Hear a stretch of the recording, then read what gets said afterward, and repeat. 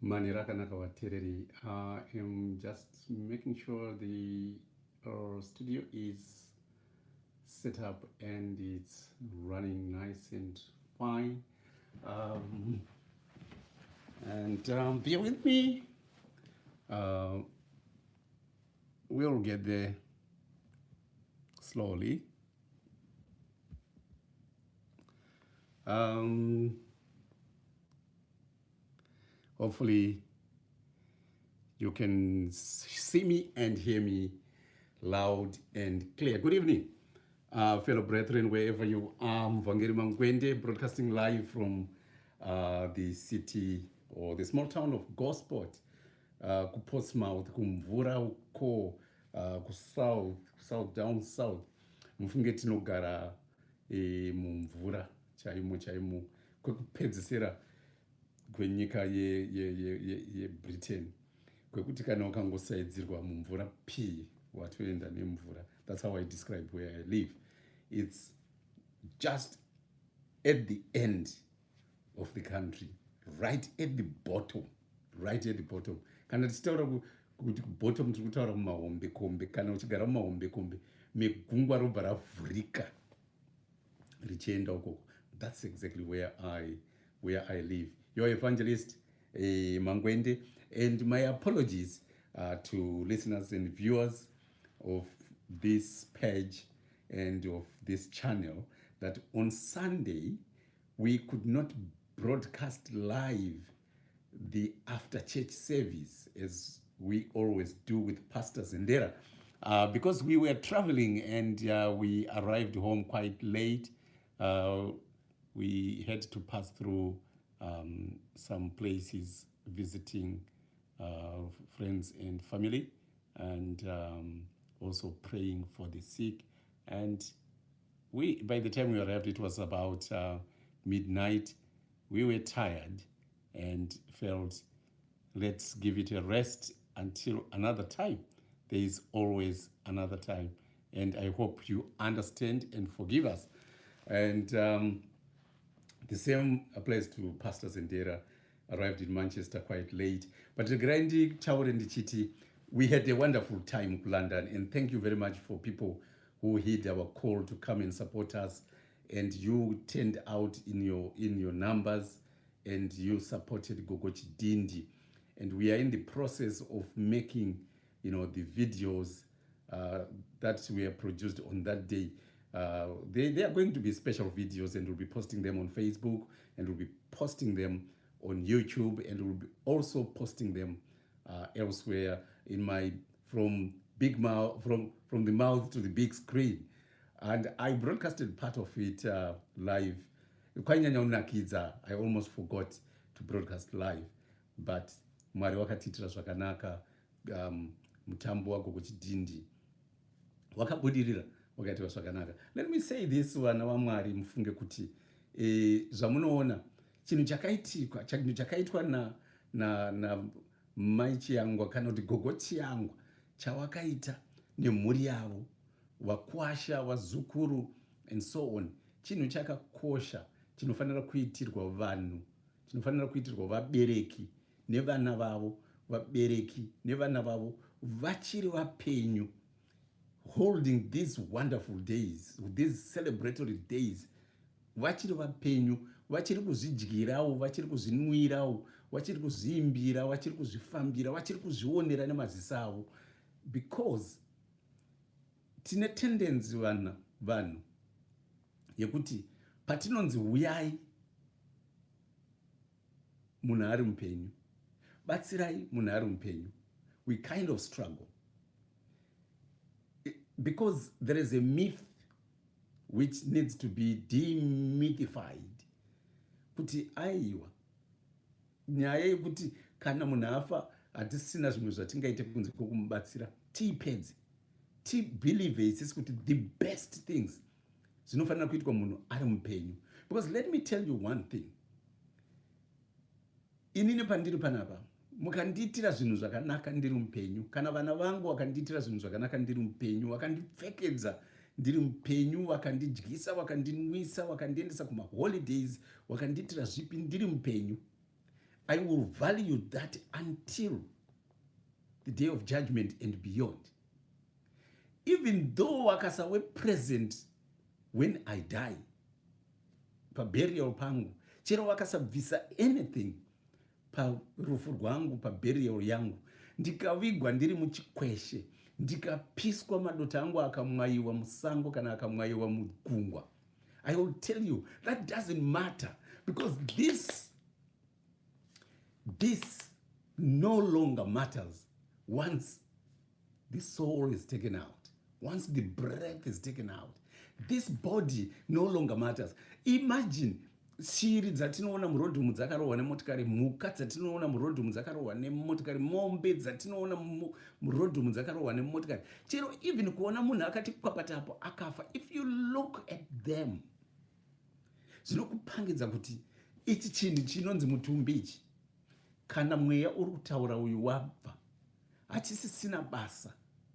It's only that humans, we want to pamper the body sekuita kunge ichine rimwe basa after this. Akusisina. Therefore, it is important, children who are listening, iwewe mutereri uri mwana wemumwe munhu, if your parent is still alive, if your mom is still alive, if your dad is still alive, if your grandma is still alive, it is important to emulate, to copy, to tear a page from what Muriekwa Gogochi Yangwa did, Kuna Gogochi did, to organize a family gathering to celebrate a living life in the house of God. Not kumwe kwese kwete, in the house of God. Zvinodadisa, zvinonakidza kuzviitira muimba yaMwari. Ndakanzwa kufara pamoyo pangu, ndakanzwa kufara, nanhasi ndiri kufara, and I praise Mama Chiangwa kuti you did a great thing. And you guys out there who still have got their moms alive, who still have got their grandmas alive, who still have got their granddads alive, who still have got their, revered relatives, old in age, out there. Urayai mombe, kukai vanhu, bikai maheu, tsvagai zvinwiwa zvinodiwa nemwoyo yenyu, mudye, munwe, mupemberere, musheye zvakarurama. And kana zuva razosvika rekudaidzwa, aiwa, tinoimba mushandi waMwari, chizorora zvako, wakarwisa ukakunda, chienda uzorore. I don't mind. I want to tell you this, wana waMwari. I don't mind kuti when I pass on,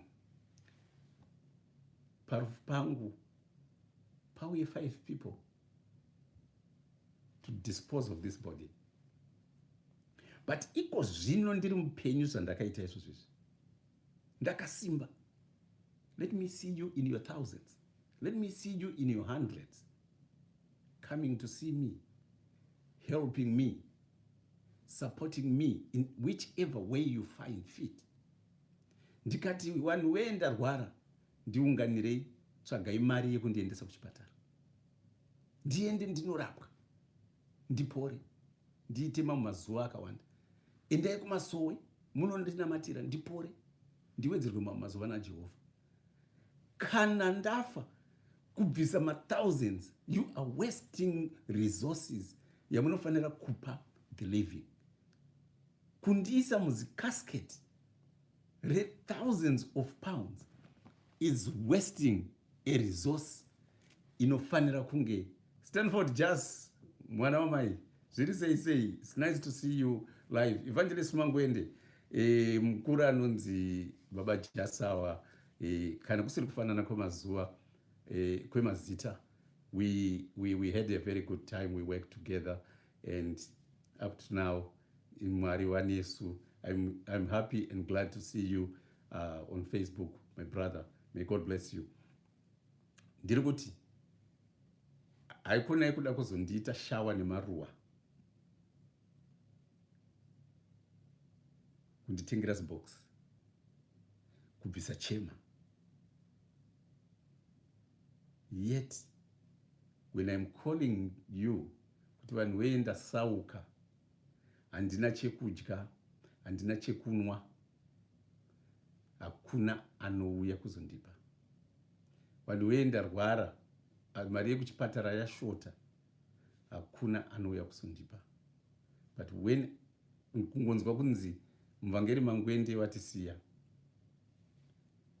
vanhu vaakutanga kutora mari even kumacredit card.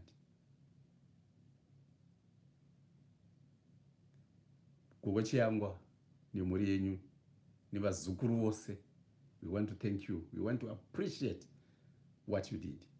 And it taught us very, very important lessons in life. And London as a church, ye apostolic faith, mu UK, makaita zvakanaka, makadadisa, Mwari wakuropafadzei, Mwari wakukomborerei. Those living, in London and surrounding areas, who can travel to St. Ekenwald Church? That's where we congregate. That's where we meet as Apostolic Faith Church. Yekwa mugodi. Tikasiya katemu kekuti mugodi, I know dzawanda, but we always identify ourselves from who our first bishop was, Elijah Mugodi. Iriko Apostolic Faith Church muno mu UK dzirimo dzakawanda. Tsvagei munodziwana. Now, today tiri kutaura pamusoro penyaya yekutambudzika, nyaya yekurwadziwa, nyaya yekurwadziwa pamwoyo.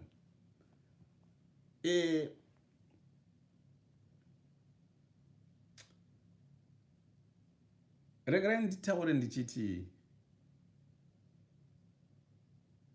upenyu hunorwadza. And vamwe vanhu vanobvunza mubvunzo kuti sei upenyu huchirwadza?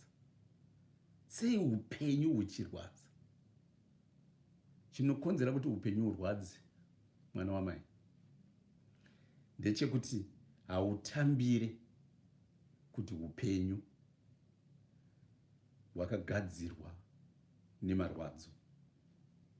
Chinoita kuti upenyu hukutambudze, hukurwadze, ndechekuti haugamuchire kuti upenyu chaihwo chaihwo kutambudzika. Upenyu sezvautongori kutambudzika. Hwakazadzwa nekutambudzika. Uyezve hwakazadzwa nekutambudzika upenyu. Anything can happen anytime. It can be good, it can be bad. It can happen anytime. You can wake up tomorrow a millionaire. Wangufunga kuti ndingotenga ticket reloto remusi weFriday. Unogona kufuma wakasauka usina kana chinhu. Nzvimbo yaugere yarohwa neearthquake, yarohwa nemapopoma emvura, and insurance haibhadhari. Unogona kutongofuma wakafirwa. Makuseni usingatombozvifungidzire. Iwe ungori kutarisira kuti mudzimai wangu ane mimba achasununguka mwana. Inogona kufuma mimba iyo yakabva. Iwe ungori kutarisira kuti aiwa vana vangu vari kukura zvakanaka. So rinogona kupera varasikirwa nevana 2, 3, 4. Iwe ungori kutaura kuti baba vangu varipo vakasimba, ndaona vari live paFacebook, ndaona vari live paYouTube. Vanogona kufuma mangwana wasipo. This is life. Kana tikagamuchira, tikazviziva kuti ndo mugadzirirwo wakaitwa upenyu hwekuti hune kutambudzika, zvakare hune kufara, tinochiwe negadziriro mupfungwa dzedu dzekuti if the unexpected happens, we will accept it, that this is life, and life is suffering.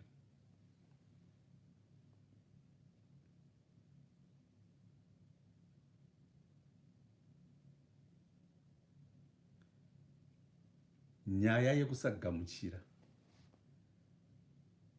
yekuti it can't happen to me. I don't want, I don't like it, I hate it. makes life intolerable. Imi vana vaMwari, it is true kuti izvozvi takagara so tichifamba tichitaura tichiita sei takatakura tine mitswe yatisingaoni. We have got cracks that we don't see. Kuropafadzwa Mwari kana uchitipa 50 years, 60 years, 70 years, 80, 90, 100. Kuropafadzwa inyasha. But hazvirevo kuti during the course of your life hapana marwadzo. Marwadzo aripo, kufara kuripo. And that is life. Ndo nyaya inoita kuti vamwe vanhu munoona kana wachinge wari let's talk about kuroora, marriage. Kana muri mukomana nemusikana zvinoita kunge life, zvinoita kunge zvinhu zvese mutserendende zvakanaka and chichichi, and we think that is going to be the norm. Hatichaziva kuti kana tichinge taroorana tichange taunzawo imwe family mukati meupenyu hwedu, taakuunzawo maextended mukati meupenyu hwedu, taakuunza mamwe mapersonalities mukati meupenyu hwedu, and taakuunza mamwe machallenges mukati meupenyu hwedu. Machallenges anogona kuuya nechiko kukana maroorana, imba ine maexpectations ayo, mubedroom chaimo chaimo mune maexpectations amo, kuchaitwa mimba kana kuti kuchatadzirwa kuitwa mimba. Zvese izvozvo hatizione patinenge patinenge tichipfimbana, patinenge tichigara, tinenge tichingofunga kuti zvinhu zvese upenyu huchange huchiita zvakanaka, which is a very grave mistake. If we learn to accept that life is full of unexpected, life yakazara nezvishamiso zvinogona kungoitika usingazvifungiri, unogamuchira kana chishamiso chaitika usingafungiri chaitika.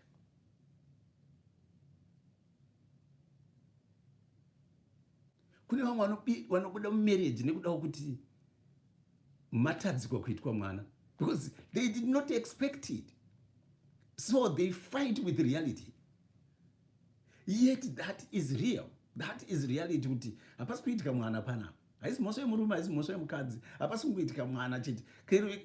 Chero akawe mukadzi ari kutadza kuita kana kuti akasikwa asingakwanisi kuita mwana, haisi mhosva. Chero akawe murume akasikwa asingakwanisi kuita mwana, haisi mhosva. Ndizvo zvazviri. Saka tikazvigamuchira kuti ndo zvazviri panguva iyo ino yatiri, kutambudzika kwedu kupa mhosva kuupenyu, kuti upenyu hunorwadza, upenyu hwakaoma, kunova kushoma, uyezve we will be able to manage and handle situations. We will not abandon life.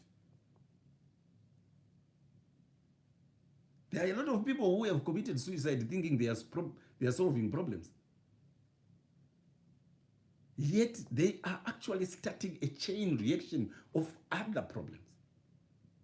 It's because they did not stop long enough to consider the fact that life is suffering.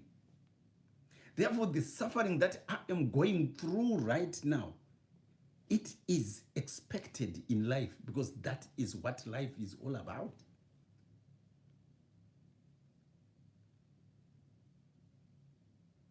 Yes, upenyu is suffering. That's why primary aim yemunhu mukati meupenyu, primary goal remunhu wese mukati meupenyu is to look for joy, is to look for happiness, because life is suffering. Therefore, if it is suffering, what we are constantly seeking in life is something that will help end the suffering. And what ends suffering is acquisition of happiness or acquisition of joy through an accumulation of things, of objects, of subjects that we think and believe will end our suffering. But they don't, because acquiring objects in themselves can bring a different type or set of suffering, because that is life.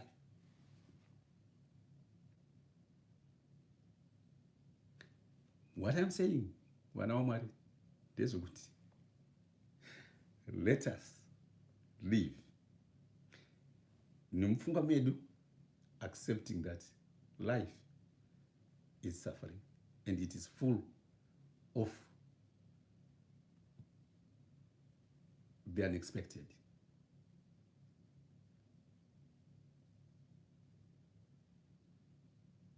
My expectations edu anu muupenyu akanyanya kukurisa stereki, ari padenga, ari pamusoro. Why? Because we have been taught the education that we have received, or it has been hammered into our minds all the time that if you do not set your bar high, if you do not set your expectations high, then you will not succeed in life. Wrong. That is wrong. That's why there is a lot of disappointment in life. That's why you suffer from depression. That's why you suffer from anxiety. That's why you suffer from dejection. That's why you feel lonely. That's why you feel the world does not like you. That's why you feel that, wow, life is unfair. It's because your expectations are too high. And my advice and suggestion to you today, if you didn't know, you need to set your expectations low. Set your expectations low. Midway, yes, it's okay. Not too low, but I'm saying set them low, not too high. Don't set them high. If you set them high and you fail, it's going to disappoint you. Nekuda kuti upenyu uzere nekutambudzika. Zvizhinji zvinoita kuti titadze kuti isu tenge takazvisetera kuti tiri kuda kuachiva padenga apa. Topatadza nezvikonzero zvakawanda. Nekuti upenyu wakagadzirirwa hune kutambudzika. Iwe wakazvisetera kuti ndida kuti ndibva ndati panopera gore nenyaya yedu yekuseta ma-objectives, ma-mission statements and so on about what we want to achieve by the year. Kunoitika zvakawanda. Panoitika something mufamily chinogadzira buri rinoburitsa mari. Iwe expectation yako yange yakasetwa so high panyaya yemari. It's either you are going to be depressed kuti why has that thing happened, chaakuda kuti ndichiburitsa mari yende ndichida kuti ndizadzikise expectation yangu. Panogona kuitika rufu, panogona kuitika kurwarira kwako iwewe wakaseta ma-expectations ako ari padenga wobva warwara. Hauchagoni kufamba, hauchagoni kudya, hauchagoni kunwa, hauchagoni kutaura, hauchagoni kuenda kubasa, hapana chauchagona kuita, and iwewe expectation yako ngo wakaisa. Your mind will register failure. And if there is something that is so depressing in people's lives, it is failure to achieve your expectations. But if you set your expectations low, if you do not achieve them at that low, your mind and your body is going to not be so disappointed. The disappointment will be manageable and tolerable. If you go above the low to middle and high, the celebration will be great. When you are already low, there is nowhere to fall to, because wagara uritori pari low. The fall does not pain you a lot. But if you are too high up there, when you fall, the fall will be great. Unowa zvine mutsindo and zvinokurwadza. Saka apa kana usingagone kutolerate the pain of loss, of losing something, of failing to achieve an expectation, you are going to be in depression. Kune dzimwe nzvimbo, kune dzimwe nyika, like for an example, nyika dzinenge China, Japan, kune high suicidal rates nekuda kwefailure. Kana munhu atadza, akundikana, even kundikana muchikoro, kana kudzingwa kubasa, kana kurambwa nemukadzi kana nemusikana, people will kill themselves. It's because they have set their expectations too high, and also they have not taught themselves to accept the fact that life is suffering. Ndo chidzidzo chekutanga ichocho waberekiwa nevana. Dzidzisai vana from day one reupenyu hwake kuti life is suffering.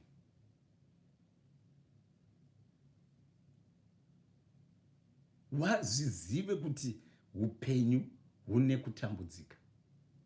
Handisi kutaura kuti neglect children.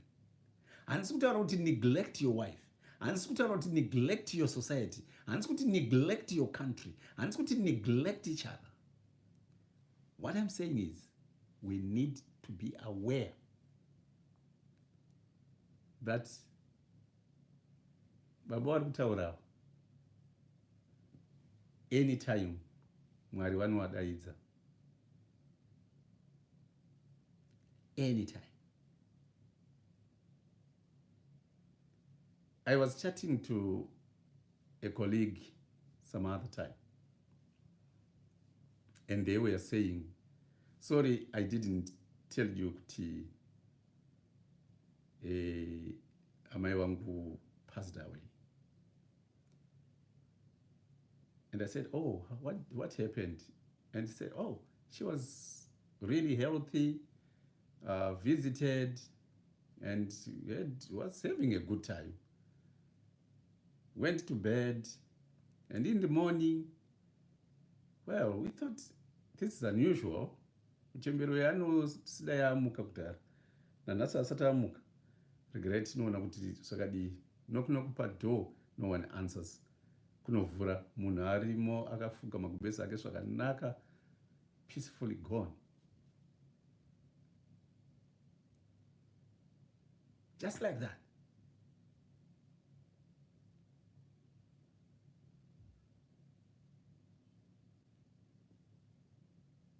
This is life. And this is exactly what happens in life. I know. When wakabva pamba, wakaenda kumabiko, kupati kunofara, wakafara zviya zviya. Wonzwa mangwana acho zvichinzi ari muchipatara. Wakaita tsaona, vachibva kumafaro. Unfortunately, they've lost both legs. Nezuro takamuona achienda kumafaro, achitotumidzira achimastatus. Mangwana haana makumbo ese ari muchipatara. This is life. This is real stories, the life. These are real stories, the life. And kana zvadaro, if you do not accept and you do not know that, you know what, life is suffering, anything can happen, be prepared for the unexpected.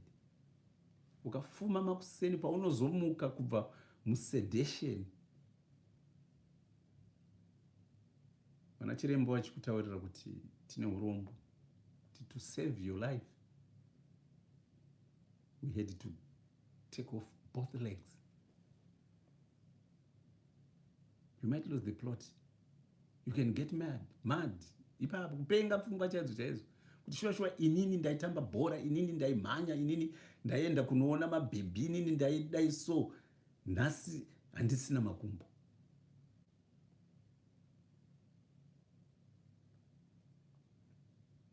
Unokonya, unopenga, unogona kupenga, unogona kuita give up on life.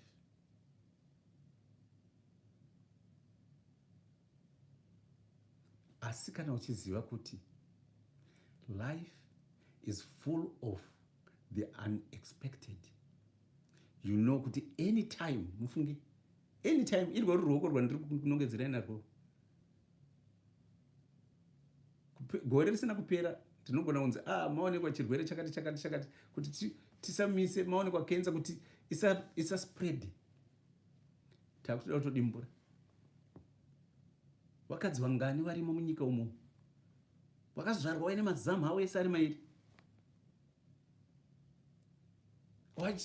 akamira akati twiwa achitoti ndo aiwa kuwanisa vakomana, aiita kuti vakomana vadi, but nhasi ane one kana kuti haana ese, nekuti vana chiremba wakati tinotofanira kuti tiabvise kuti life yako iwewe iprolong.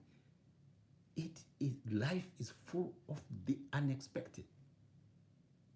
But tikasatambira kuti ndo zvakaita upenyu, tikanzi tida kubviswa mumwe mutezo nekuda kwekuti tiseve upenyu, we will be distressed and will be depressed and we can give up on life because of that. Kugara tichiziva vana vaMwari kuti life is suffering. It's a very important lesson in life. I want to tell you, teach yourself when you meditate. Teach yourself, say to yourself, talk to yourself when you pray. Never pray kuti life is suffering, because that's unrealistic. Munonyeperwa. Kuna vamwe vaparidzi vanokunyeperai, kune vamwe mapasta, kune mavhangeri, kune vamwe mabhishopu, kune vamwe vana profeti vanokunyeperai kuti upenyu hunofadza chete. That is a blatant lie.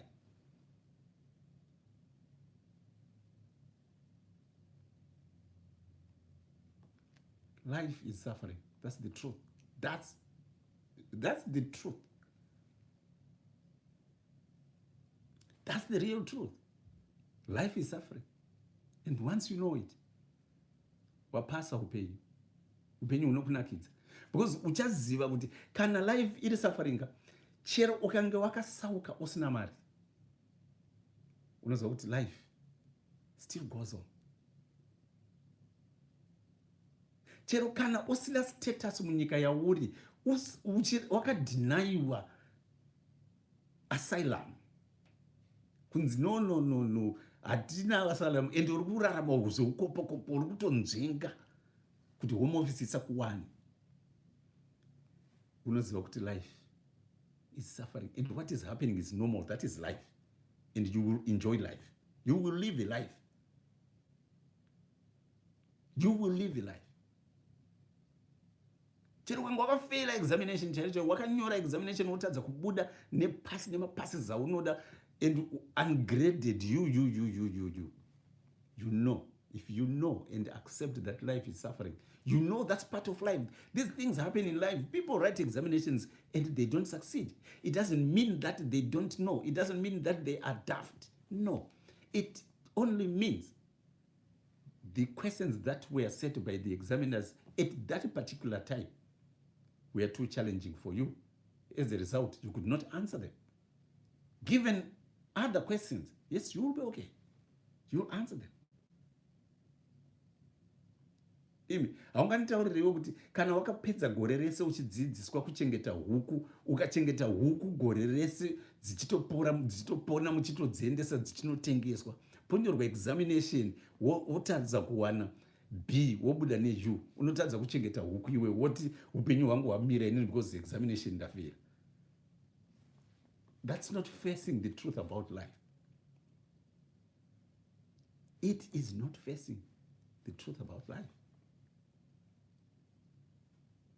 When we talk of realities, when we talk of a reality of life, we are talking of practical things that really happen in life.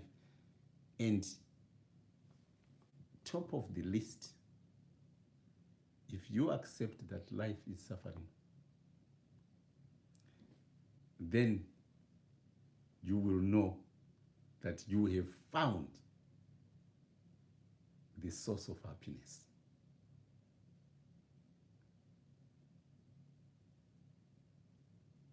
You have found the source of happiness. Why am I saying so? Kana waziva kuti life ini ndeyekutambudzika, wawana mudzi werufaro. Unochiziva manje kuti zuva nezuva zvandapiwa ndo zvariri. Saka ndinofanira kuti ndiri enjoy zuva iroro, nekuti kana kuine zuva, kuine mushana nhasi, hazvirevo kuti mangwana kuchave nemushana futi. Hazvirevo kuti svondo rese kuchapera kuine mushana, gore rese kuchapera kuine mushana. Kuchauya makore, kuchauya mhepo, kuchauya mvura, kuchauya chivhuramahwe, kuchauya snow, kuchauya mafashama, kuchauya anything can come your way, can be thrown your way, because zvese izvi zvinoitwa naMwari, zvinoitwa nenature. Upenyu hwedu, it's not us anohuita kuti huve sezvauri, asi kuti ndo musikirwo wahwakaitwa. What we do as humans is to try and fit into the path or pathway of life. So for you to fit into the pathway of life and live a life that is worth living and enjoy a life, you need to accept the living fact, the living reality that life is suffering.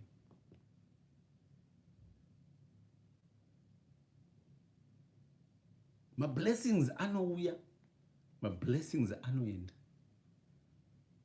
Nekuti kune watakaona isisu vachipiwa nyasha naMwari dzakawanda, vachitorerwa futi naMwari nekuwanda kwadzo, vachisara vamumamvemve. Asi nanhasi vanongofara. Ndakati inini kune vamwe, onai vana vaMwari, munorwadziwa neupenyu nekuti munofunga kuti, nekuti we have been schooled, right, to think kuti iye zvinezvi kune ma-inspirational speakers azitekeshera nenyika inoiyi, vanofamba vachibhadharwa, vanotobhadharwa mari nevamwe vanhu nemamakambani, vanotobhadharwa mari nemamachechi kuti vauye vazotaura, vazoparidza muchechi maererano nekupfuma.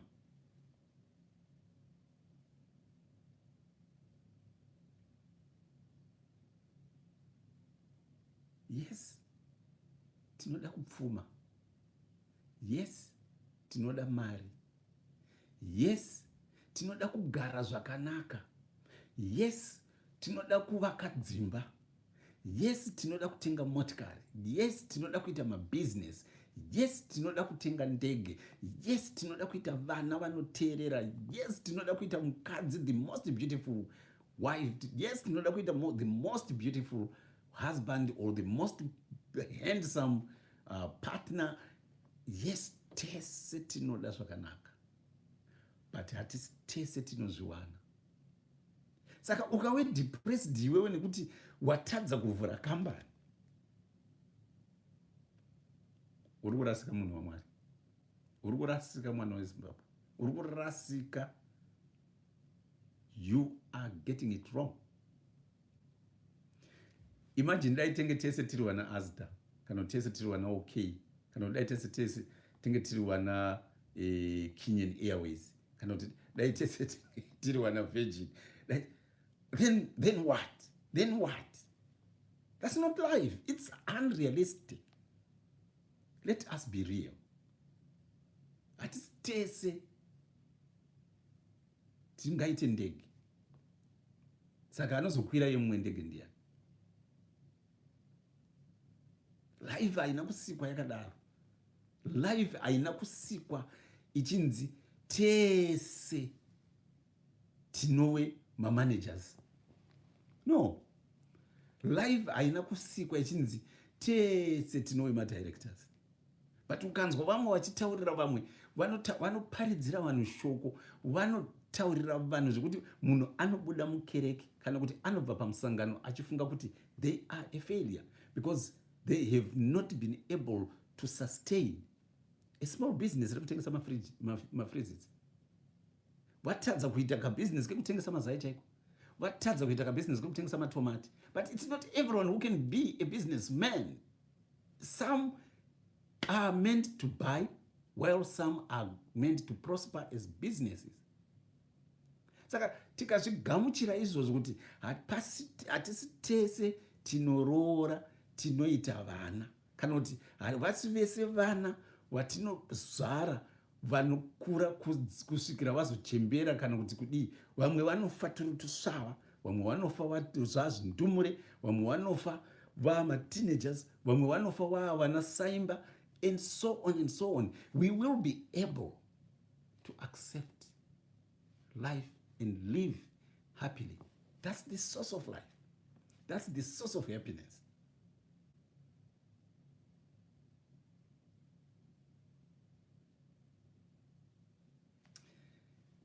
Anzi murungu akaonekwa kukenya achinzi ndiJesu. All these things are desperate moves by people who want to get rich, who are not accepting kuti no, mufunge upenyuka. You do not have to go that far into bringing someone who in our minds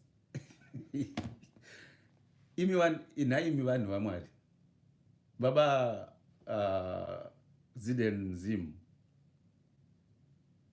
chokwadi chaicho ndichikuti hakuna artist akadrowa uso hwaJesu. Kunyange Jesu Kristu akararama upenyu hwakange hwaane maartists ane mbiri, ane mukurumbira. Hakuna artist akaita impression yaJesu. Even from a description yaipiwa, that image which we have is an image that is portrayed by people who use their imagination to think nekuda kuti Jesu akanga ari muJudha. Saka maJudha uso hwavo hunofanira kunge hwakadai. Uyezve nekuti Jesu akange ari munhu ainzi aifamba, aiita zvino, saka physical appearance yake inofanira kunge yange yakadai. Ndo kuchiita come up with an image. And nekuda kwenhau yekuti shoko ramwari iri rakagadzirwa nemuchena shoko iri, rakaparidzwa nemuchena shoko iri, rakafambiswa nemuchena shoko iri. Therefore, the image that they used yaJesu ndiye munhu muchena, but hazvireve kuti Jesu Kristu akanga ari muchena. Kwete. It is our imagination. Therefore, if people knew, this is desperation. Yekuti zvino Jesu zvazonzi Jesu uya auya pano panyika, matambudziko edu apera. Tikaenda kutsamba Isaiah 53. Isaiah 53. Regerai tiverenge Isaiah 53. Kutangira pa 3. Ndi Jesu Kristu ari kutaurwa. He was despised and rejected by men, a man of sorrows and familiar with suffering. Like one from whom men hide their faces, he was despised, and we esteemed him not. Anti muri kuzinzwa kuti iye Jesu ari kunzi kukinya, akaburukira kukinya uyo, vanhu vachifuliwa vachifunga kuti matambudziko edu azopera. Ari kutaurwa kuna Isaiah 53:3. Kana mukabvira nayo kubvira pa1 kuenda nayo kusvika kwainoperera, inotaura kuti Jesu Kristu akange achigara upenyu hwekutambudzika, akanga aine upenyu hwakazara kusuwa, akanga aine upenyu hwakazara the unexpected, akanga aine upenyu hwaisiririsa. And nekusiririsa kwawo, isiso vanhu chaivo vanhu hatina kumugamuchira, hatina kumuona nekumupa chiremera chaanotokodzera, chaifanira kukodzera kuti apiwe nekuti akanga ari Mwari, nekuda kwekuti akange achiratidza zokwadi yeupenyu, kuti upenyu hwakazara kutambudzika, because iye akanga ari nhamu yega yega. So if we know where we have come from, if we know where we have come from, we will be able to accept the fact, the living fact, that life is suffering. Brothers and sisters out there, you will concur with me that being millionaires, being billionaires, owning businesses, owning shops, having whatever, does not mean that you will be happy. It doesn't calculate to the end of suffering.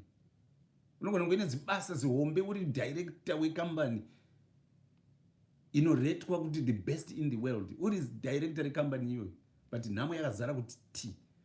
Ukatadza kuzvigamuchira kuti ndo zvinoita upenyu, unotadza kubalansa your life yakutori nayo yekuti uri director wecompany, anotovhunzwa, anotofonerwa kunzi tisati tavhunza vanhingi, we cannot do anything. Wotadza kuzviona izvo zvokuti ndiri munhu muhombe, ndotori nelife. Ugoona kadambudziko kamwe kari kukushayisa hope kadiki, kanogona kukari kadiki diki apa. Wotadza kubalansa, if you can see and balance the two and know kuti no.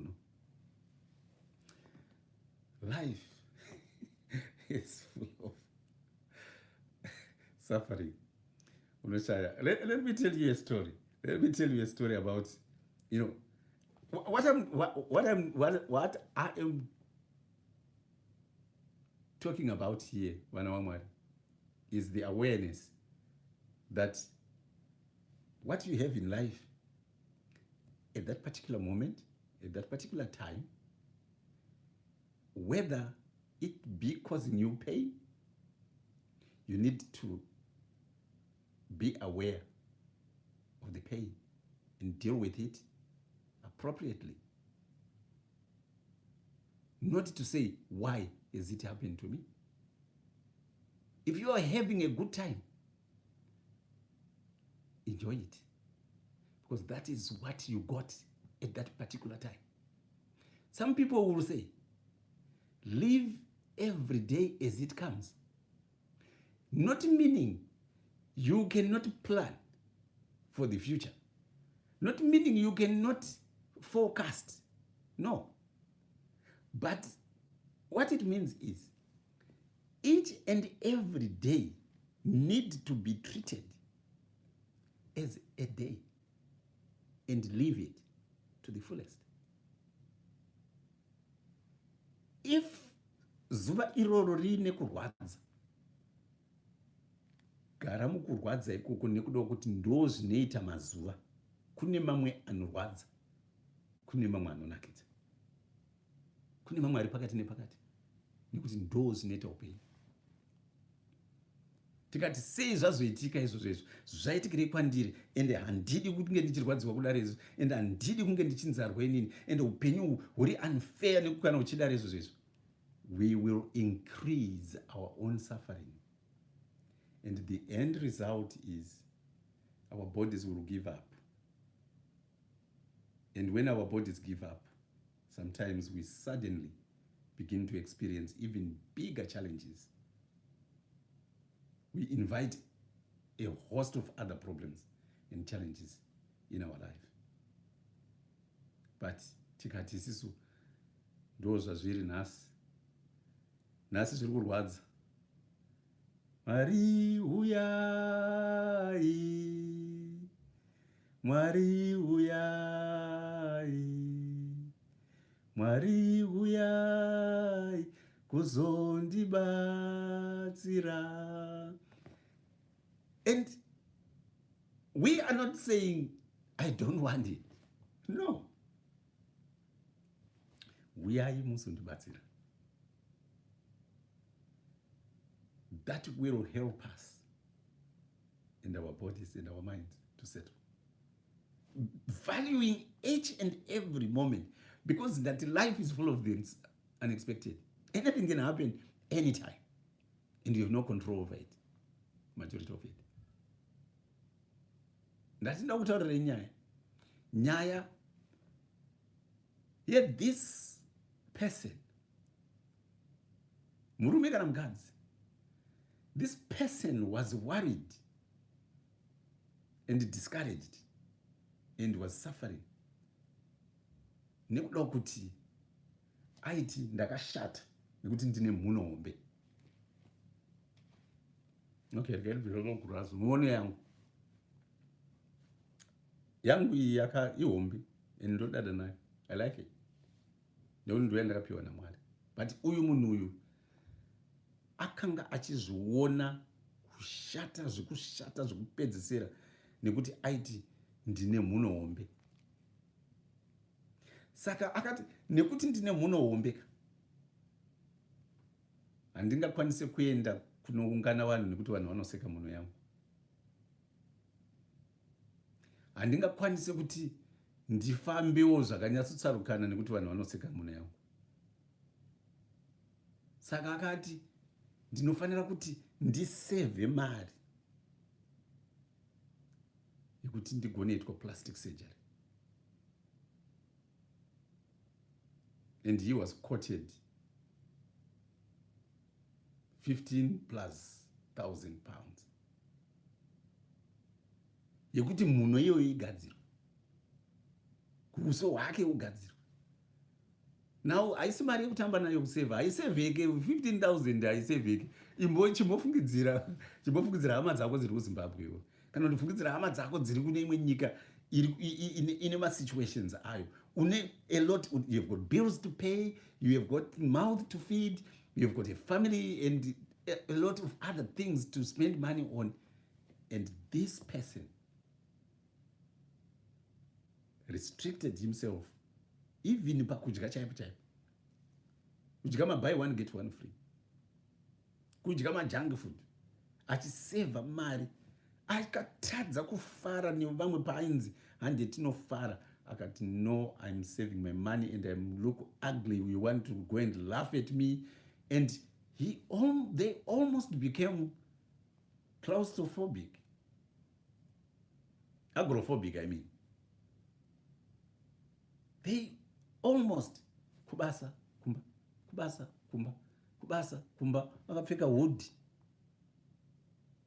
nema sunglasses kuti vanhu vasaone maziso ake, kuzvivhara achiti mhuno yangu ihombe. Haana kumboenjoya life yake. And tell you what happened. 15,000 yakwana. Ndokubva aenda kusurgery yake. Iyi ndo munhu yandiri kudai. Naso rake zonzi, okay, this is so beautiful. Yakanaka. But iwe, munhu yako haina kumboshata kai. Vanzi no, vanhu vanondiseka, vanhu vanoita sei. Vanzi okay, ko mari ndeyako, ma-plastic surgeons busy. Gadzira munhu yemunhu. Geng, sando dzakaswera dzichigenga dzichiita sei, kudini, kugadzirwa munhu, kuchekwa, kuitwa senyi, shepwa, zvese munhu. Svondo munhu ari muchipatara achigadzirwa munhu yanaka, yapera. Aratidzwa mugirazi zvanzi yes.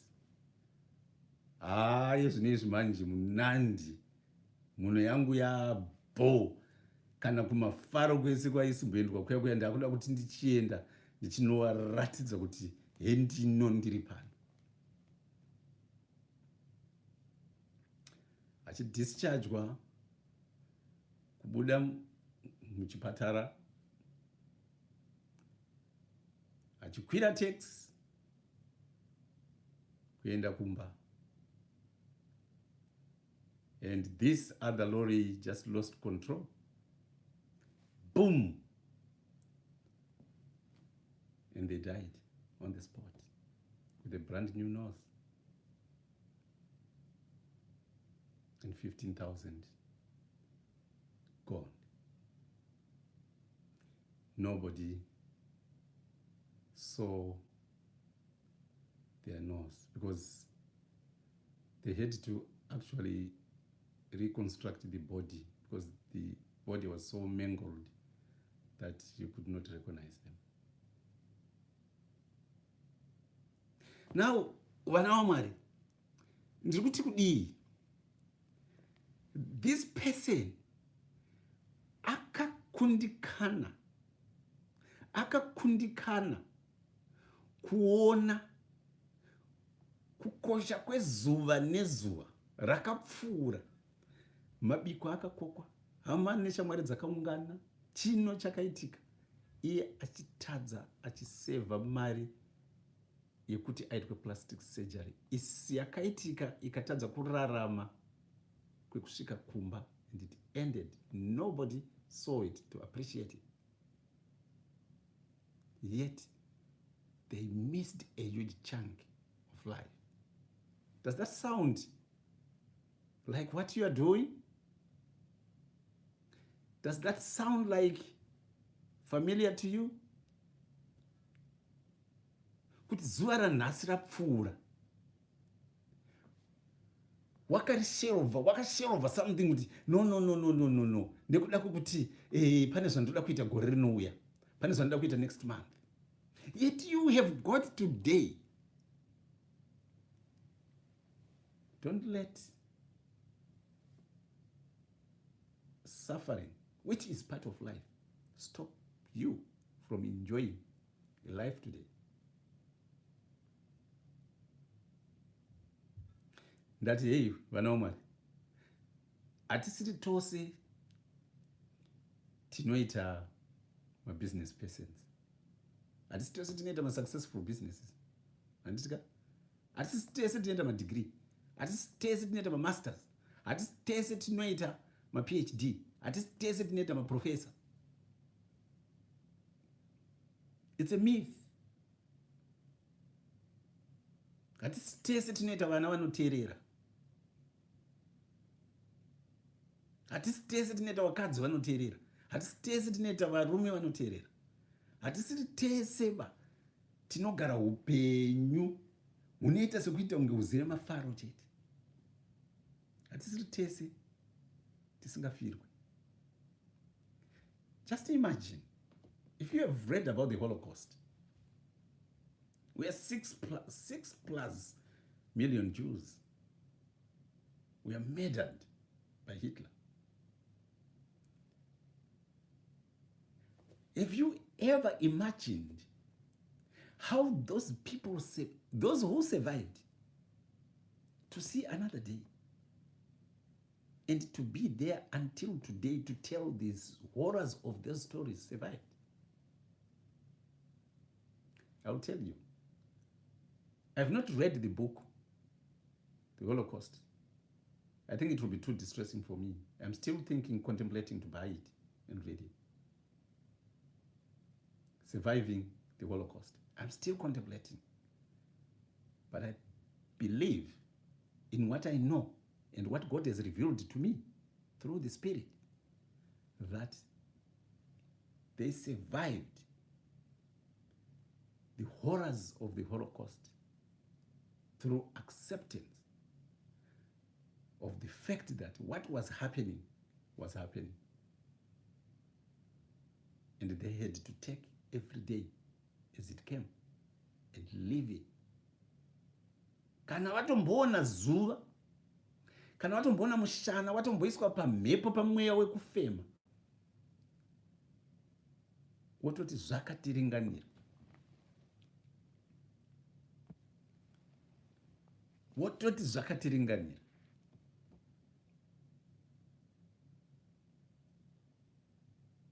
I'm thinking of the situation in my country, Zimbabwe, right now. Guys, let's be serious. The situation in Zimbabwe at the moment is dire. Personally, to be honest with you, I don't know how people are surviving. I don't have a clue. I don't know. And I accept that there is suffering, and suffering is part of life. So what they are going through is part of life. That's the chain of life. But hazvirevi kuti zuva harisi kubuda kuzimbabwe, riri kubuda richinyura kuzimbabwe zuva. Kune vanhu vapenyu kuzimbabwe, kune vamwe vari kufa vari mumakiu ekuhospital, but kune vamwe vari kunopona muhospital iyoyo iri kuenda mumwe munhu ari kunzi afa nekuti akwashayikwa mushonga nekuti hakuna mushonga. Kune mumwe munhu ari kupona muhospital iyoyo, kune mumwe munhu ari kusmaila, kune mumwe munhu akapfugama right now ari kunamata muhospital iyoyo. How they are surviving is just miraculous. I don't know. Because I'm thinking, how can someone who earns about 500 RTGS manage to save, to pay school fees yemwana ye 1,000 as a minimum per term? Iye anotambira 700 RTGS, fees yemwana per term ye 1,000. Hapana transport, hapana kudya, hapana medical aid, hapana funeral,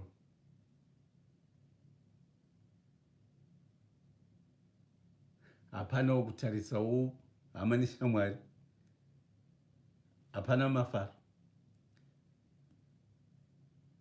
I was shocked ndichinzwa kunzi kg yenyama is over 10 pounds, $10, I mean, 10 RTGS. Well, looking at kana sondo, mwedzi une masondo 4. Saka kana ukada kudya nyama every other day, nyama inofanira kudyiwa mazuva ese. That's the truth. Let's be honest. Nyama inofanira kudyiwa mazuva ese. Either uri kudya nyama yemombe, kana uri kudya nyama yehuku, kana uri kudya hove, kana kuti uri kudya pork, kana kuti uri kudya some form of meat every day. Kana uri munhu anodya nyama, kana uri vegetarian, yes, unenge uchidyawo ma vegetables akasiyana siyana every day. It's not possible in Zimbabwe kudya nyama mazuva ese kune a civil servant who is relying on their pay. But if they don't accept that this is reality and this is what things are, this is how things are, they are going to suffer even more.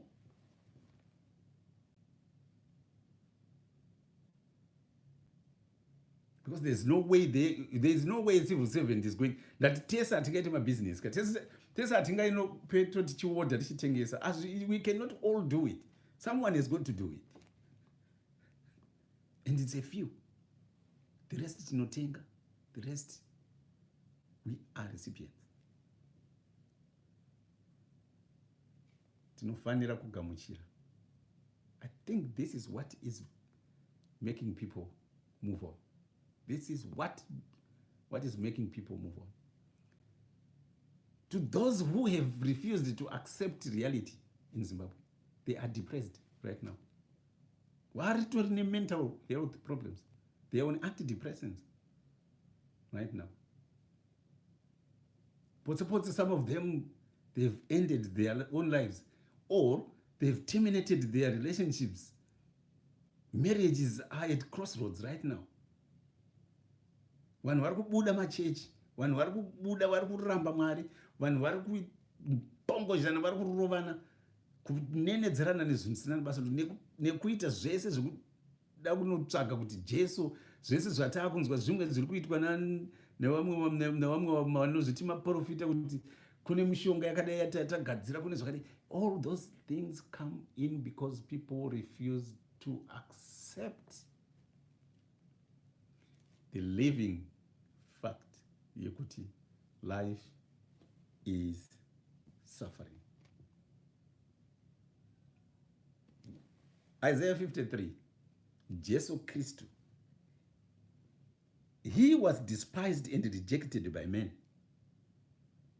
a man of sorrows and familiar with suffering.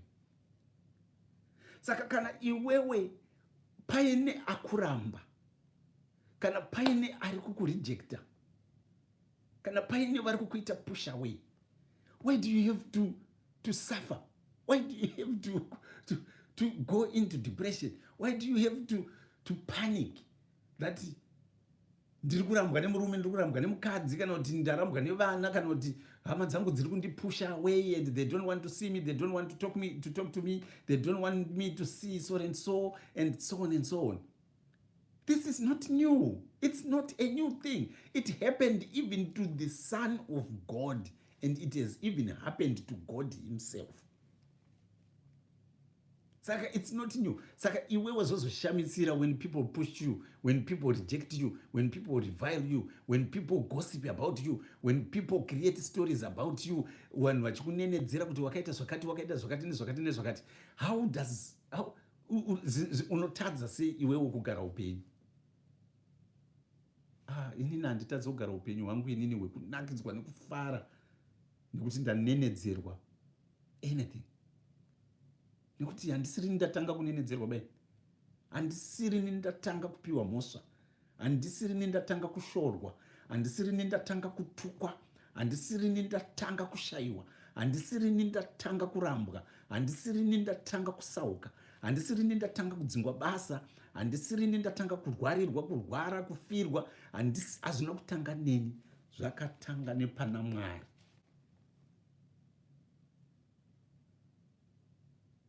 Saka kana zvakatanga nepana Mwari zvikauya pamwanakomana waMwari, zvinouya panewe anotenda kuna Jesu Kristu, achiteera kuna Jesu Kristu. Saka muchinzwa shoko raMwari richitaura kuti Jesu wacho anochiti now, I know for you the burden is too much, it will be too heavy. Chindipai inini mutoro wenyu ndikutakurire, and I will give you mine. Joki anotaura kuti ndinokupai joki rake. It's a burden. He is giving you a lighter burden, which is still a burden. Jesus does not say, I will give you happiness, I will give you joy, and I will subtract suffering in your life. No, he says, I will take your heavier burden and I will give you my light burden. Which translates to the fact that it's suffer continue. Life is suffering on Omar. Life is suffering. Muno idzo. Ngatisatitadzisai kuti tifare. Ngatisatitadzisai kuti tinakirwe nhasi. Tichida kuti mangwana tigodzigadzirisa munhu. Nekuti tinogona kurasikirwa nenguva nechiri mumaoko chatakatarisa. This current moment is important. It's important to enjoy the moment. Live in the moment. Stay in the moment. Train your mind to always remain in the moment and enjoy every moment to the fullest. Ndo upenyu chaiwo chaiwo. Ndo upenyu. Isaiah 53. Tikaibvira pa1. Munzwe zvainoita ichibvira pa1. Inoti, who has believed our message? Who will believe the message I'm giving you right now? Chero uchienda kuchechi kana kuti usingaendi kuchechi, chero uchiverenga Bible, chero usingaverengi Bible. What I'm telling you today applies to everybody, regardless. Chero mbavha chaidzo. Chero mondi, this message applies to them. You kill because you do not accept that life is suffering. And as a result, you cause pain to other people who again do not accept the fact that part of what you behave, part of your behavior is causing their pain, and that is what is happening there. We cannot celebrate it, but what can we do? You need to change. You need to change. Kana uchiba pasipoti tiri kukubisa inhau yekuti haudi kusevenza, haudi kugara upenyu hwako hwakazviringanira wekuti even kana uchitambira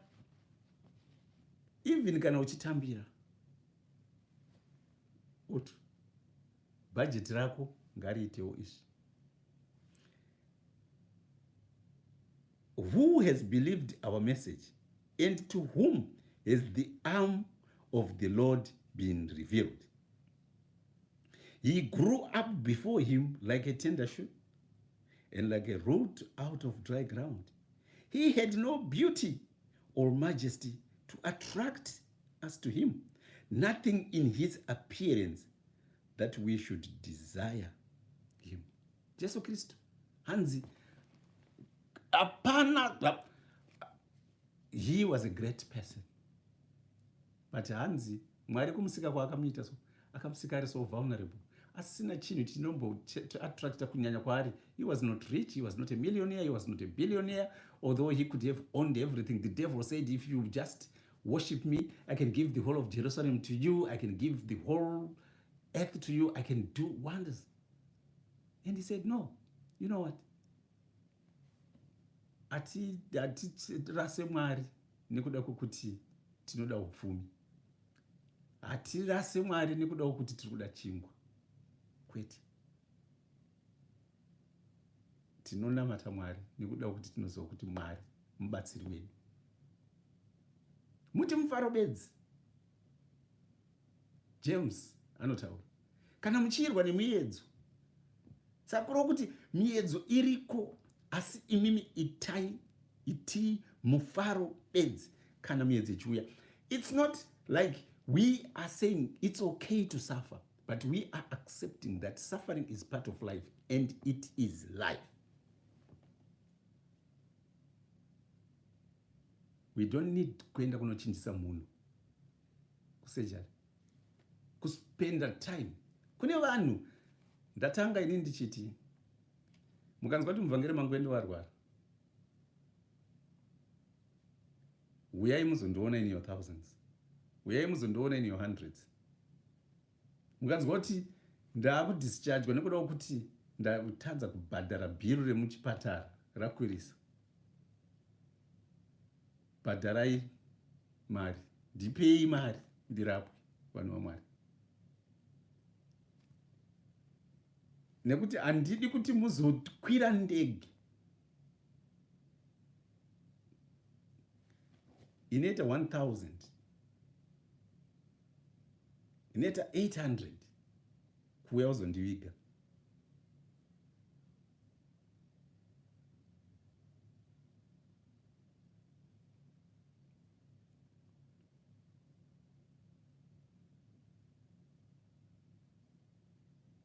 Handidi kuti mudare.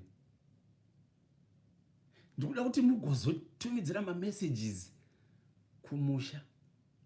Amai washayikwa, baba washayikwa, mukoma washayikwa, sisi washayikwa, kuti handisi kukwanisa kuuya nekuti mari yese yandakange ndakaseva ndo yandakakupai, yandakatumidzira pakurapwa kwemushakabvusha.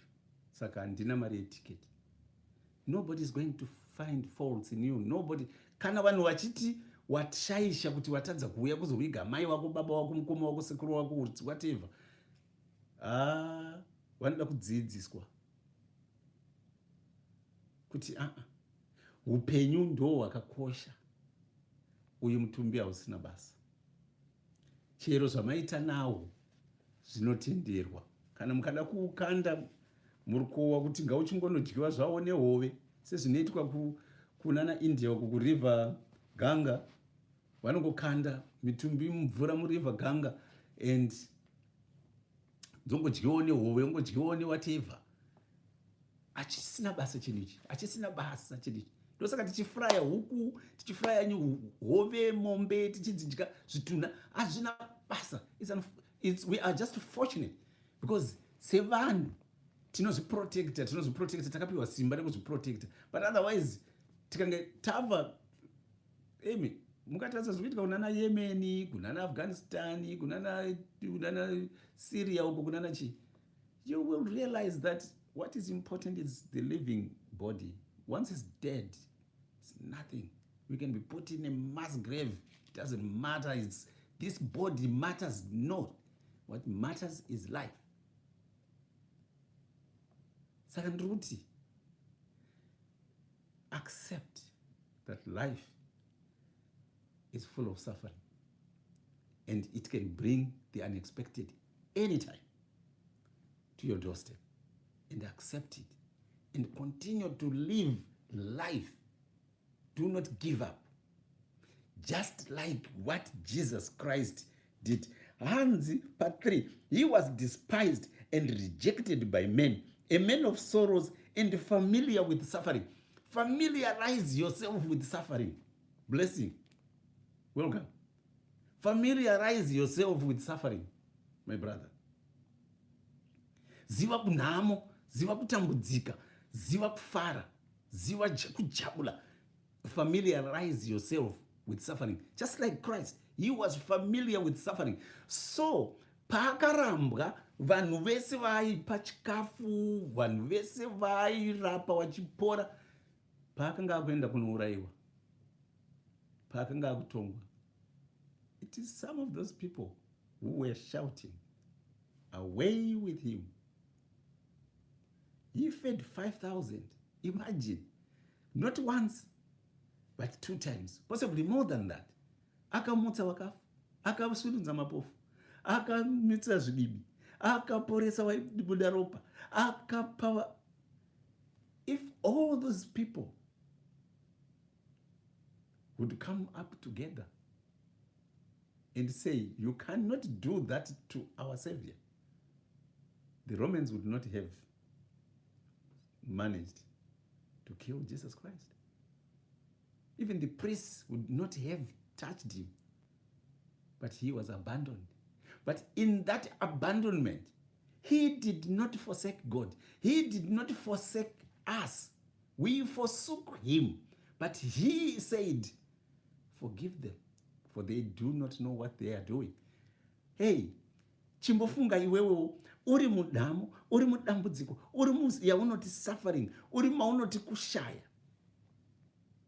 Ungoti Mwari, varegererei nekuti havana chavanoziva. And this moment is my moment. Even though kuri kunaya, ndati chinoita kuti kunayiwa kurwadze, kuramba kuti why am I being rained and why is there snow? I don't like it. Why is it ndine pain? Why is it nini hama dzangu dziri kundipusha? I don't like it. Like it, and it will feel better. Isitiro kugara nekufara. Nechikonzero chekuti takagamuchira nhamo, kuti nhamo ndokuti upenyu, kuti rufaro ndokuti upenyu. Saka upenyu hune kutambudzika, uyezve mukutambudzika kwedu tinotsvaga kufara. Upenyu hakusi kufara, no. Upenyu kutambudzika. Saka mukutambudzika tinotsvaga mafaro. That's why tichitsvaga mabasa. Kuenda kure kuNamibia blessing, kuenda kure kuNamibia kubva kuchimhanda kwese uko, kunotsvaga kuti nhamo iite shoma nekuwana cheuviri chichabatsira mhuri dzedu neextended family. Mudhara wangu nyahuna pamusha apo pachimhanda pamaraini apo pakadii pachimutanda ari kutotarisira kuti blessing, asi anozvigamuchira nekuziva kuti mwana wangu kwaari ikokoko ane zvimwewo zvimadzudzu ari kutomutambudzawo. Saka ipapo paanondipa pakatoringana. akatadza kuzvigamuchira izvozvo achakupa mhosva kuti seiko mwedzi uno wambojamba, seiko pakati usina kunzondiitira chakati. If we accept that life is suffering and we are constantly seeking happiness, joy, to try and alleviate, not to end suffering. Nekuti ndati ungaite a millionaire, you still have got suffering. Suffering yako inenge iri different, inenge iri pane rimwe level. Ungaite a billionaire, you still suffer. Ndo saka ndichigara ndichiti, if you go on to Google and look for millionaires who have committed suicide, search on Google, search online, how many millionaires who have committed suicide? You will find they are in their hundreds, if not in their thousands. And you think, but why?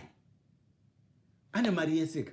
And some people think kuti kana chingo ine mari yese rufaro rwesiti. Saka iye chazoita kuti aite depression iri kumukonzera kuti aite take their own life. It is their failure to accept that life is suffering. Simple.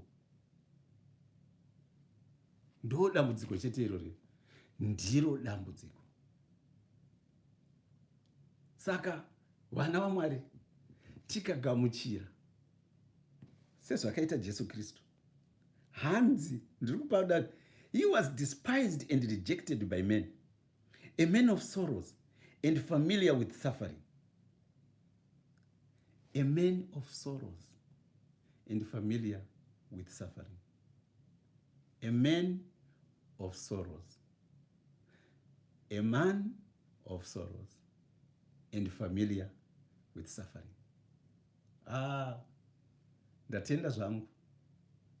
Ndatenda zvangu zvikuru chaizvo. Ndatenda. And in other words, we can say money is not good. Sorry to ask.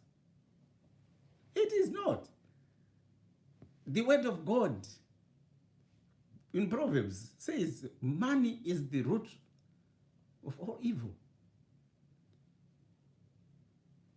Hama dziri kutadza kuwirirana nehama nekuda kwemari, kuti hausi kundipa mari, hausi kundibatsira, but iwe une mari iwewe, hausi kundibatsira. Why is it that you are not helping me yet uine mari? Uyoti aiwa mari yangu inini haisi kutondikwanirawo because pane zvandiri kuda kukavha, zvonzi anotsvinya, anoshaina, akutoona sezvinhu zvisina basa. Kugara tiri kumabasa, iko kugara kudiaspora, kuuya kudiaspora kuno kwatakaita uku, kutsvaga mari kuti tisiya nyika yedu yeZimbabwe yechipikirwa ine zuva rino tichikakwa nechando kunoko, kutsvaga mari, kutraya kuti suffering iite less. But we will never eradicate suffering because that is life. This is the essence of life. This is the basic essence of life. Understanding and accepting that life is suffering. Accepting that life is full of the unexpected. Accepting that in life, do not set your expectations too high. Set your expectations low. Set your expectations low, and you will not get it wrong. And enjoy the moment. Be aware of the moment and live the moment. Muno idzo chero dzikakura sei, siyai dzakakura dzakadaro, budai panzi, go and enjoy life. Enjoy life nemuno yakakura. It's okay. I'm telling you, it is okay. That is what you got. And you can only be grateful with what you got and not what you don't have. My brother Blessing, thank you very much for being there. And ngatikudze Mwari vanorara wakachengeta, tose ngatikudze Mwari vanogara vatichengeta. That's it. Mwari chete vanotichengeta. Tikaisa Mwari. And let us not expect too much from God. It's a story for another day. It's a word for another day. God says see too much expectations kuna Mwari swakare, because Mwari can throw anything towards you, because he knows you blessing. God knows you. God knows kuti kuNamibia kwauri ikoko ndikada kukuti ugare tatata zvese zobva zvaita zvakanaka zvese kuita mutserendende unofa within a year. He still wants you to live. So this situation and conditions that you are living in right now, ndo zvinoenderana ndo mugove wako. Enjoy life pamugove iwoyo wawinawo. You don't need to wear a suit every day to enjoy life. No. You don't need to drive a car to enjoy life. No. You don't need to be in employment to enjoy life. No. You need yourself and realizing and noticing and being aware that what I have right now is all I got, and I need to make use of it. Tinorwadziwa nekuti ungoti kodai ndenge ndiri hausi handisi inini ndingagare kuita depression, kurara, kutadza kurarama, kushaya hope, ndichiti dai ndenge ndine chakati nechakati. Ko pane zvandinazoka ndiri kutotaura izvinezvi. This is what I can do. Talk to people out there on Facebook, on YouTube, on Instagram, on Twitter. This is what I can do. This is what I've got, and I've got power over what I've got. That's what I've got. What I don't have, I don't. When the time comes for me to have it, then I will deal with it.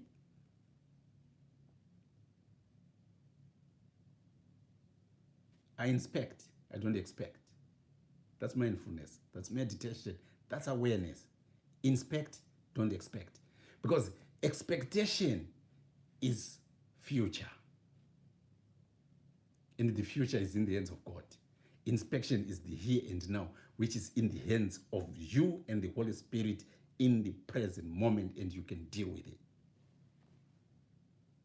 Pray about it, meditate on it, be mindful on it when you go to sleep, and say, God, help me to be familiar with suffering. Familiarize me with the suffering of this world. Familiarize me with my suffering. Hanzi wanapita wari mujeri waitoimba dzimbo nekutonamata, yeti iwewe uri mujeri uri kuchema, handina kana mhosva, handina kana chandakambopara, handina kana zvandakamboita inini, but wakandiurayira mwana wangu, ende wakabva wazondipfuurira hama dzangu, ende inini ndiri mujeri ndiri kupomedzerwa mhosva yandisina kutomboita. This is very unfair. Life is very unfair. Wana Peter, nana John, nana Mark vaiimba vachinamata vari musituation iyoyo. Ngetani dzikadimbuka, masuo emajeri akavhurika, wakabhabhatidza vanhu, wakaenda kunoparidza vhangeri, wakarohwa wasina mhosva. Mhosva yavo iri yekutaura chokwadi. Wakanzi musaparidze, musataure nezvemunhu. Wakataura kuti we would rather listen to God than to men. We would rather do what is required of us in the moment, in the here and now, than what you people expect us to do. No. Familiarize yourself with suffering. Know your suffering. Know suffering and accept it, that it is life. Handisi kuti itai nungo, handisi kuti chigarai muregere kuchengeta mhuri dzenyu, chiregerai kufara nehama dzenyu, chiregerai kubva machimi chingoti aiwa ndo zvazviri. No, let's continue to work hard. Let us continue to work hard. Let us continue to aim to be somewhere. When the time comes, ta somewhere ipapo. Ziva futi kuti ukaitwa manager, unochemera unoda kuitwa manager. Kana wa manager, ipo paumanager ipapo pane madambudziko nemachallenges acho anouya ipapo. Uchasangana nevamwe wasenzi nini, wasenzi wanotemesa, wanoomesa musoro, wasinga accept even paunotupfunyura zvimwe zvinhu vanofunga kuti you are still being hard. Hakuna kusina problem, hakuna kusina suffering. Sufferings are everywhere because this is the reality of life. Mwaifunga kuti kungoroora, this is interesting, isn't it? Kungoroora ndobva ndaitisa mukadzi wangu nhumbu, tobva taita mwana, tobva tafara sitiri tidi chimwana chedu tichifara tichididididi tichitendera nacho because vanenge vachiona vamwe vanhu vachizviita havazive what is happening behind the lines.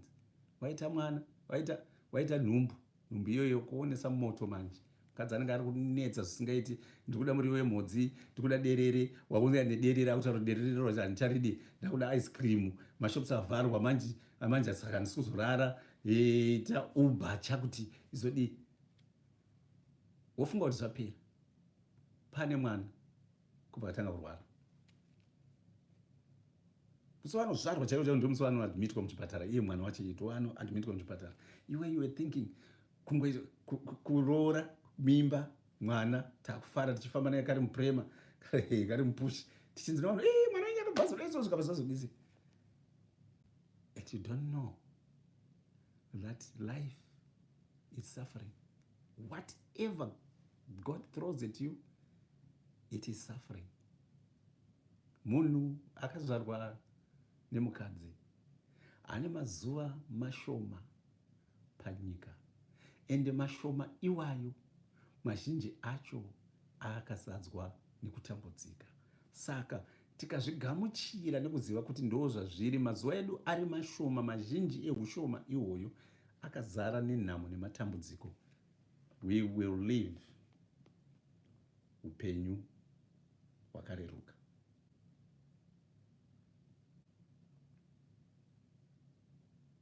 Hakuna zvinonzi zviya zvengano dzinoverengerwa namazunzi and they lived happily thereafter.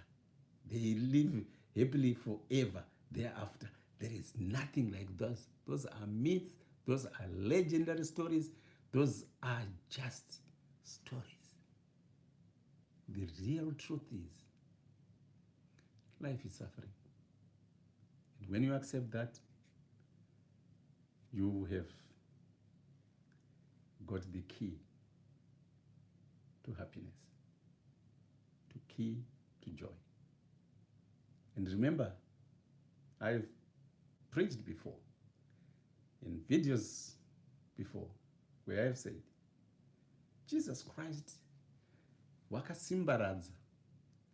Kana mukanzwa munhu achiti, the kingdom is coming from the east, from the west, from heaven, from down the earth, from north, from south.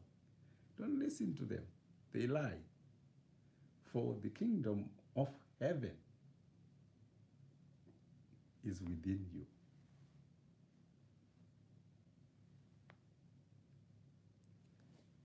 Shape your mind. Learn to shape your mind. And vakambokanya vanobheka munoziva kuti door is malleable. Kana vakamboumba vakafanana nemuumbi wehari anoziva pamusoro pehari dzake.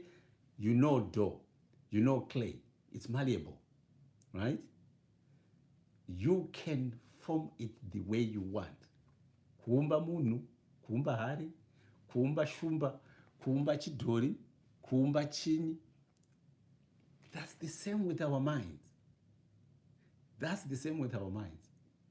We can shape them the way we want.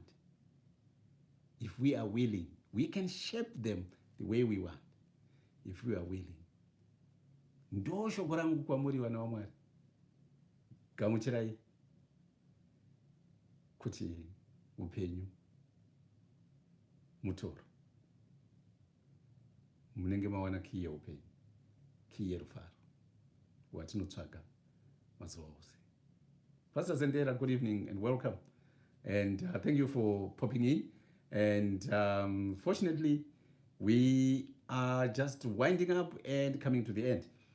Now, vana vamwari, ndinotenda chaizvo nekuteerera. We are flighting information bvuserere rasvika, door to door, where we, Apostolic Faith Church, we will be traveling, starting from here in this house, in this church, on the 16th of August, which is just next week. Pasera. Next week, pasera. Tikutangira pana.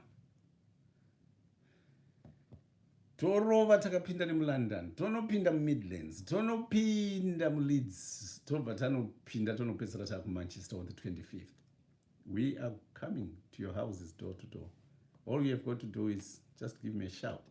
We are flighting messages kumagroups akasiyana siyana. I am putting messages everywhere, even my political groups. I am just flighting this message so that it goes viral, it goes worldwide for people to request a visit. Fortunately, it's happening only in the in Britain. It's only happening in Britain. We are expecting sometime to cover Scotland and Wales and even Northern Ireland. We expect that we will do that in the long run, God permitting. What we got at the moment is what we accept. God be with you and God bless you. Mitwe zvakanaka. Musarare musina kunamata. Uyezve patinorara ndati. Now let us learn to meditate on God. Help me to be familiar with suffering. You were a man of sorrows and familiar with suffering. Teach me to have a heart and mind like you. A mind that accepts sorrows, a mind that accepts suffering, and know that from this is where all happiness and joy comes from. Zvimwe zvese zvinoteera. Mwari varare vakakuchengetai, vakiitirei zvakanaka. God bless you. And thank you, Pastor Zendera. Thank you, Blessing Nyahuma. Thank you, Zakari Baba Zorodzai Bapiro. Thank you, Patrice Mkarakati. Thank you, Peter Watezarawangu member. Mai Tadi. Thank you, Zden Zim. Thank you very much for, and Stanford Jassy. Thank you very much. I know there's others there on YouTube who are watching. Thank you very much for watching. And please, Ndati, I want to repeat this. Wana gogo wedu, nana mai wedu, nana baba wedu, nana sekuru wedu, nehama dzedu dzimwe dzichiri mhenyu, vachiri vapenyu vaiwai vavatana. Ngativaitire zvakanaka. Vachiri vapenyu. Musagare mari dziri mumaakaundi iwe wachitambudzika. Akaundi yako ngaiende zvayo muzero. Woendesa mari. Kana wakanzi wafa nhasi, iwe uchivatarisa uchivachengeta, wotadza kuenda kunovaviga. God will remember kuti hausi kuenda kunorasa chinhu ichi nekuti ichi it's a waste of resources. Kukwira ndege uchienda kunorasa mutumbi unoora. Yeti wakatadza kukwira ndege yekuenda kunoona munhu ari mupenyu. Kana kuti wakatadza kumutumidzira mari yekuti adye, agare pakanaka, arapwe zvakanaka, ari mupenyu. God be with you. Good night.